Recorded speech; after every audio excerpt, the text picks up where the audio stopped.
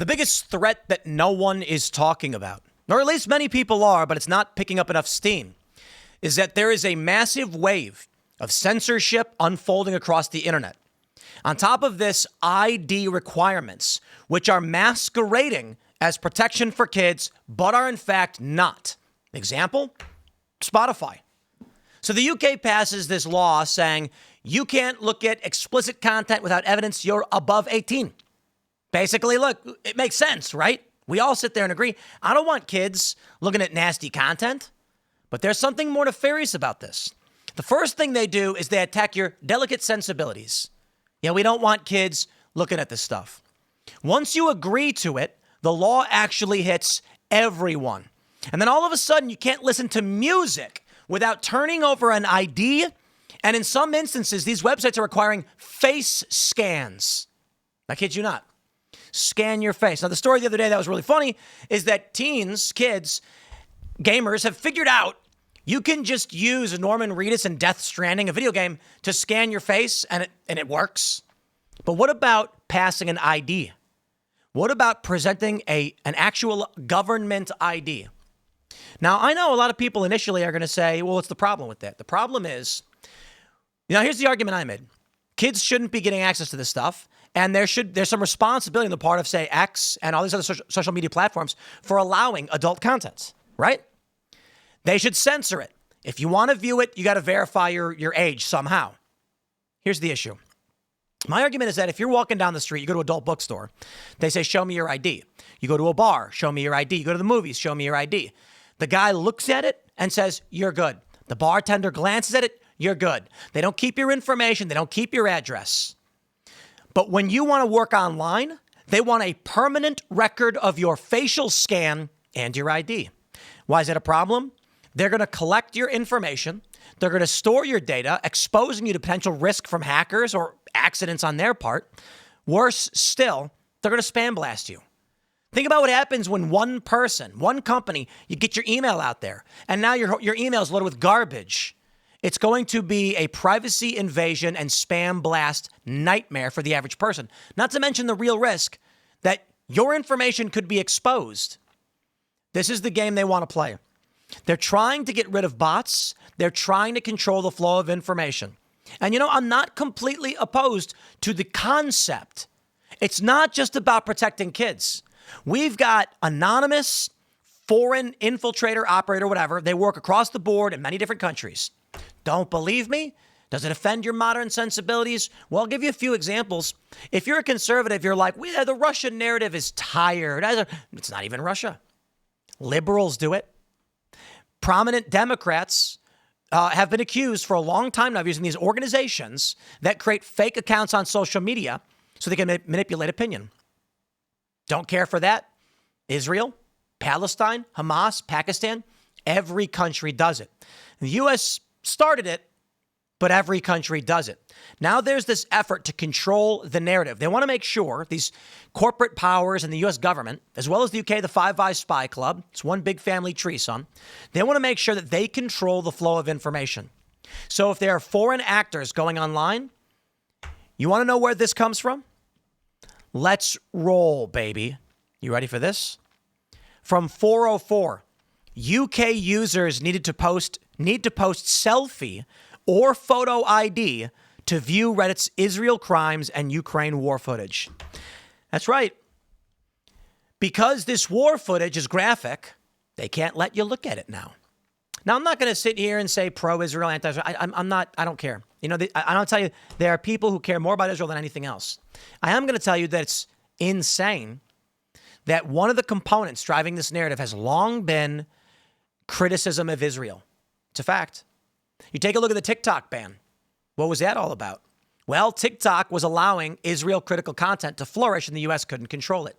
The gameplay here, and they're probably going to put censorship on this video. Share this video because this matters. You're going to wake up one day and they're going to ask you to log into your website and they're going to say, give us a photo of your ID. And you're going to say, why do I have to do this? Guess what? X does it already. This is the game plan. Now, let's talk about the functionality here. I don't mind. I don't mind proving real people. But you know what? X has got the verification option you don't have to opt into. A lot of people have complained because it's like, yeah, well, they'll reduce your visibility, but it's for people who want it. Now, therein lies the challenge, right? You'll make the argument that, Tim, if they implement this ID check and everyone chooses to opt in, you can vote your way into communism, but you can't vote your way out. The saying goes a little different, if you know what I mean. Fair point. But there is still a freedom of choice issue. I personally don't want to interact with fake accounts that are just spam blasting me all day.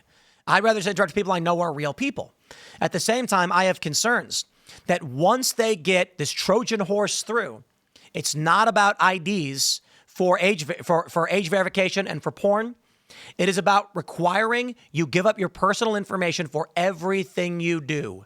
They will track where you are. They will track where you go. Social credit score 101. I was talking about this the other day. Social credit scores are already here. They're making apps to track a permanent workplace score. It's this Gauge app. It's multifaceted. Now, maybe there's no big conspiracy, but the ball is rolling down the hill. Once you get ID tracking on every site, think about what the machine can do at this point. No more burner phones, no more access to the grid. And then, the other day I interviewed Gavin McInnes. He created the Proud Boys. Says it was a joke drinking club, and it largely still is a joke. But the media said it was terrorists. Where is he now? He can't use any payment processor. He can't put his name on businesses. He can't buy property. And he gets these people saying, man, I don't know who you pissed off, but they have banned you from all of these platforms. That's what happens when they have control of all of your information. You go back to the Wild West, my friends. And you're persona non grata in your town, so you leave. You're exiled. You can still find a second chance. Not everybody has committed a hell-worthy trespass. Sometimes it could be personal moral thing, like infidelity with your wife, and then your business failed, and people were like, you're a scumbag, get out of here. These days, we are inching closer towards, well, look, you were overheard saying a naughty word online, or a word we deemed to be naughty after the fact. And we know who you are. We know where you are. Sorry, you can't board this bus. What was that? You're trying to buy groceries?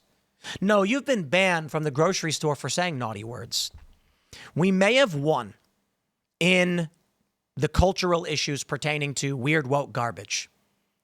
Gamergate was, what are we looking at, 13 years ago? And so a lot of people are saying, look at the Sydney Sweeney ad, man. Look at the Sydney Sweeney ad. They're now on our, we won, Bud Light effect, and you're not wrong. But I fear they're mounting up an alternate strike.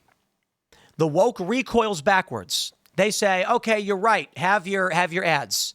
They go for the infrastructure. You got to get your ID. You got to get your face scan.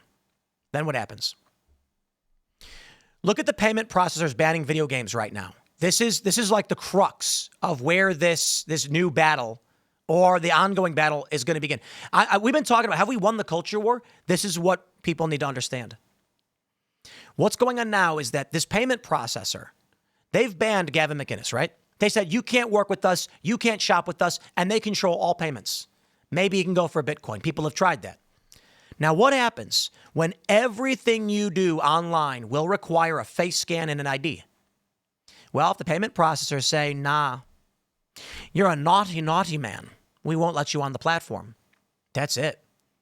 We are moving towards the social credit score system inch by inch every day. And while we may have tremendous victories related to the political space, this is what they want you to talk about. And by that, I mean corporations, powerful corporate interests, fascistic and authoritarian interests. My ultimate concern is this. I'll tell you. This video is not going to get play. I did a video yesterday talking about age verification failing because people were using Norman Reedus. Suppressed. YouTube won't put it up. YouTube makes sure it doesn't appear on the front page. They make sure nobody gets recommended the video. It gets some views because there are people who watch no matter what. They're here to watch my content. That's when you know you've struck a nerve. When they don't let you share it. I made a video before this yesterday. YouTube's going to be banned for under 16s in Australia. YouTube says no way. Once again, on average, my videos get, 100, 200K. These are getting 50. That doesn't make sense. These are huge stories. I take a look at the analytics. I'm not paranoid. And it shows me right there, recommendations are down. YouTube is deciding not to show this to people. And a large portion of all the views we get, probably 40, 50%, comes from the video appearing on the front page and YouTube saying, maybe you'll like this. But when you've got a big story like this that's popping up and starting to go viral as people begin to notice the censorship war is on, and then YouTube's like, nah, don't recommend that one. Well, that doesn't make sense. This is the conversation right now. This is the concern regular people have. Take a look at this from Dexerto. Xbox players in the UK must verify their age to keep access to social features. Indeed. The game plan is before us.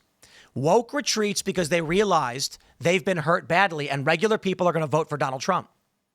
What do they do next? They say, let's implement tech infrastructure. I guarantee you then they're going to bring all this woke garbage back. They're going to bring back all the PC stuff, but now your ID is locked in the system. So when you get banned from one platform, they ban you from the grocery store.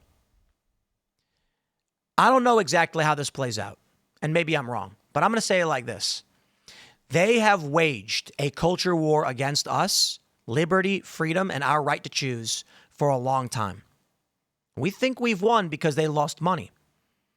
But if you were an unrelenting force, an ideological force, would you just give up? I've asked this question as it pertains to the left and the right in this country. Do you think that they're just going to give up? Okay, I'm going to put it this way. The smartest thing they could do, we are going to back off from the cultural stuff we're losing on. We're going to implement this lockdown behind the scenes. We can't ban everybody from everywhere. Even Alex Jones is on X. Many people got banned on YouTube. We're still on Facebook. It's not working. Here's what we do. Third-party ID verification. Then everybody says we use third-party ID verification. When you violate the rules of one platform or you say naughty things online, that company flags you. Then when you try to go to some of these other websites and it's like, you got to scan your face and do an ID, they say facescan.io has said, well, it might be a real website, so I'm not going to cite that. But, face scan app, whatever it might be, says you've been banned. Just like Visa, MasterCard. And if we can't verify you, whoops. So you say a naughty word and you've created a system by which one company can permanently ban you from everything. Now I'm going to say it like this. I think people should have a choice whether or not they want to engage with anonymous content online, whatever that may be. And I think people, like in the real world, have a right to put on a mask and walk around outside. They do. There are people saying people shouldn't be allowed to wear masks. I'm like, you can't ban masks.